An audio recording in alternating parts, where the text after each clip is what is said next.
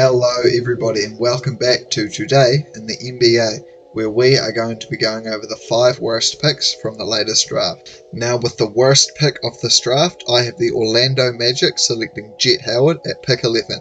The one thing that Jett Howard brings to the table is shooting, but both Grady Dick and Jordan Hawkins were both much better shooters, and that's all that he really brings to the table. He's not very good going downhill. You don't really want the ball in his hands. He's not a very athletic player, not a great passer, and he struggles finishing at the rim.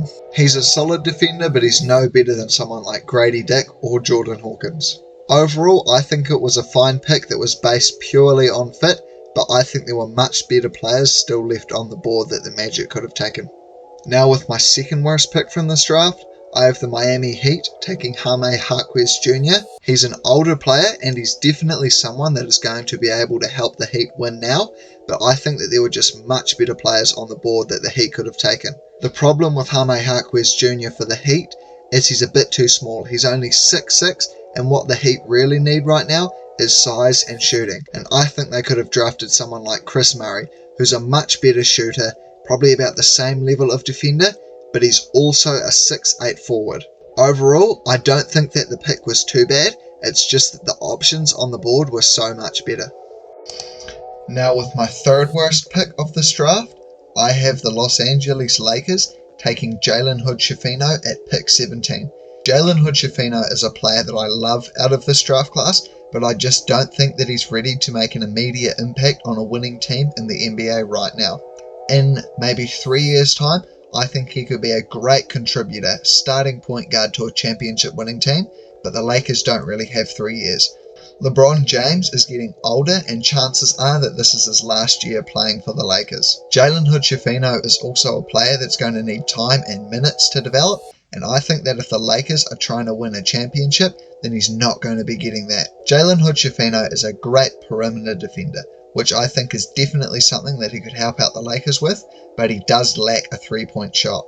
The Lakers desperately need a three-point shooter, and I think that they should have drafted someone who's more of a win-now shooter, like a Kris Murray, 6'8" forward, good defender, someone who can come in straight away, play meaningful minutes on a championship level team. Overall, it's a great pick for the future, but I just don't think that building for the future is the right thing to do if you're the Lakers right now.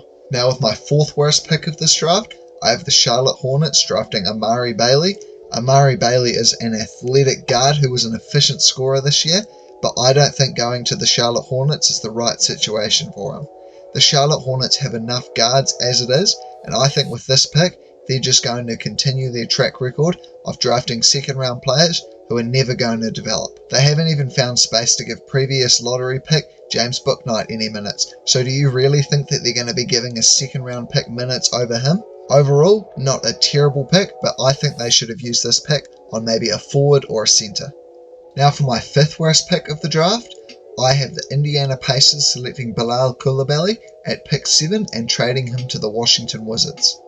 Bilal is a high upside player, but I think that if you wanted to draft with potential with this pick, there were much better players that you could have taken. I think Bilal's ceiling is what Mikal Bridges is in Brooklyn right now. It's a great player, but not someone who's going to win you a championship, and that is only if he meets his full potential. More realistically, I think Bilal Coulibaly is going to be a great 3-and-D player with a little bit of potential to create for himself. Overall, I think Bilal is going to be more like what Mikal Bridges was in Brooklyn. A great 3-and-D player with a little bit of potential to create for himself, but not enough to be a second option on a championship level team. I think if you wanted to go with a more high upside player here, you could have gone with maybe a Kobe Buffkin, someone who does have the ability to be a lead guard. Overall, it's not a terrible pick, but I think there were better picks available on the board.